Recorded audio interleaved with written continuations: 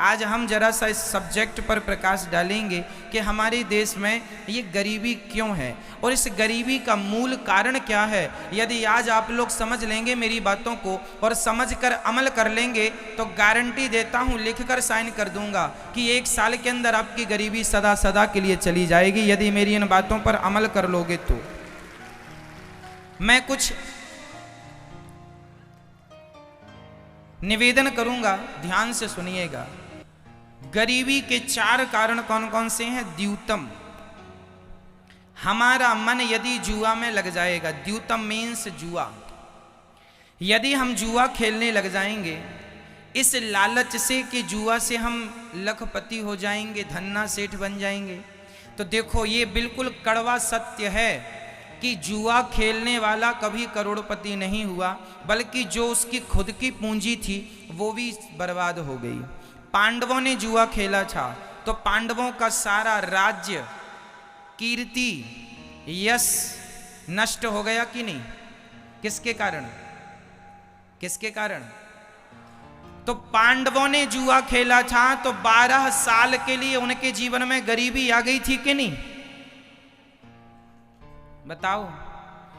पांडवों ने जुआ खेला तो 12 वर्षों के लिए उनके जीवन में ऐसी गरीबी आई कि जंगल जंगल दर दर की ठोकर खानी पड़ी और मांग मांग के भी खाना पड़ा। तो गरीबी कहां से शुरू होती है? जुआ से। यदि आपकी आदत जुआ खेलने की है तो आपकी आने वाली सभी पीढ़ियां जो जुआ खेलती रहेंगी सब गरीब ही रहेंगी। यदि आप और आपकी आने वाली पीढ़ी को आप गरीब बनाना चाहते हैं तब तो आप जुआ खेलें, और यदि गरीबी से उबारना चाहते हैं अपने आप को तो जुआ का सदा सदा के लिए परित्याग भी है। अब दूसरा ठिकाना सुनो, द्यूतम पानम। पानम बोले तो शराब।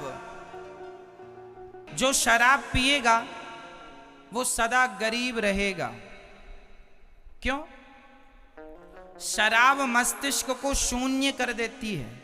अब देखो ना, छत्तीसगढ़ का आदमी, और केवल छत्तीसगढ़ का ही नहीं, हर मेरे देश का हर वो व्यक्ति जो शराब पीता है, मैं उसकी बात कर रहा हूं। आप दिन भर में 500 रुपए कमाते हैं, माना कि 1000 रुपए कमाते होंगे, और 1000 रुपए में आपने 200-250 की यदि आपने शराब पी ली, 500 रुपए में से आपने 250 की शराब पी ली तो बचे 250। अब उस 250 में आप अपनी पत्नी, अपने बच्चों का कैसे पालन पोषण करेंगे? कैसे अपने लिए घर बनाएंगे? कैसे अपनी पत्नी के लिए बढ़िया साड़ी लाएंगे? कैसे अपने बच्चों के लिए अच्छे अच्छे कपड़े लाएंगे? कैसे अपने बच्चों को आप अच्छे से अच्छे स्कूल में पढ़ाएंगे? अरे वो 250 जो शराब में बर्बाद कर दिए, यदि उसी पैसे से अपने बच्चों के लिए कुछ फल फूल लाए होते, कुछ मिठाइयाँ लाए होते तो बच्चे भी खुश होते, और वो पैसा बचाते, कुछ कुछ बचाते तो आप अपने भविष्य की प्लानिंग कर सकते थे, अपने लिए एक छोटा सा घर बनाते, बच्चों को अच्छे से अच्छे स्कूल में पढ़ाते। अरे भाई, जब आप अपने पैसे का सदुपयोग करेंगे तब तो आपकी गरीबी मिटेगी। आप पैसे बिगाड़ते जाएंगे तो गरीबी मिटेगी कैसे? इसलिए हर भारतीय की, हर मेरे भारत देश के हर नागरिक की जिम्मेदारी है, जो भी कमाया करो उसका कुछ अंश बचाया करो। पैसे, हमारे यहाँ कहावत है, विद्या कंठ की और रुपया गंठ का, ये दोनों काम देते हैं। हमने बहुत सारी बातें लिख के रखी हैं, तो लिख के रखी हैं वो हमारे काम की नहीं है। जो हमें याद है, हमारे कंठ पर हैं, वो हमारे काम की हैं। और जो पैसा हमारे घर में रखा है वो हमारे काम का नहीं है। जो वर्तमान में हमारे पास उपलब्ध है वो हमारे काम का है।